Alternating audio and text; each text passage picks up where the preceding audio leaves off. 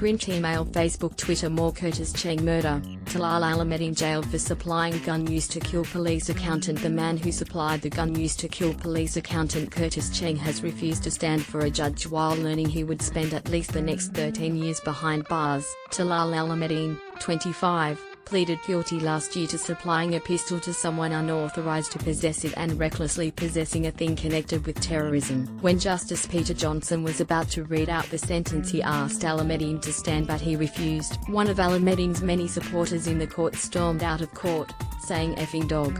Alameddine waved and blew kisses to his supporters as he was led from the courtroom by corrective services officers. Mr. Cheng was shot dead outside Parramatta Police Headquarters in October 2015, by schoolboy Farhat Mohammed, who was then shot and killed by a special constable. Less than 2 hours earlier, Alameddine supplied a loaded Smith & Wesson revolver to a man named Rabin Alu, who then gave it to the teenager at a Parramatta mosque. Earlier in court, Justice Johnson said Alameddine's offending was very serious because he was ready, willing and able to provide a weapon for a terrorist act.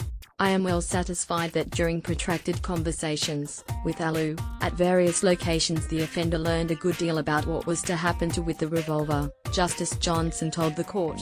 If the offender had refused to supply the revolver to Alu, then the terrorist attack could not have taken place on that day. Even though Alameddine's lawyers told the court their client did not hold radicalized views, the judge found otherwise. "I do not accept that he has never held views sympathetic to Islamic State," Justice Johnson said. Alameddine had a strong inkling, at least from his conversations with Alu, that the loaded pistol was to be used soon thereafter in a violent attack in Sydney for terrorist purposes.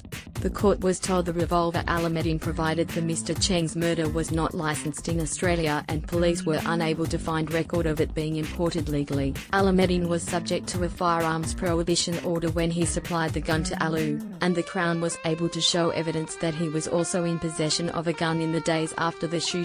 Friends and relatives submitted references to the court on behalf of Alameddine, speaking of his good character and feelings of remorse. However, the judge said he was not persuaded there had been any demonstration of contrition or remorse. Justice Johnson gave Alameddine a 15% discount on his sentence for his guilty pleas. He will be eligible for parole in August 2029. Print, email, Facebook, Twitter. More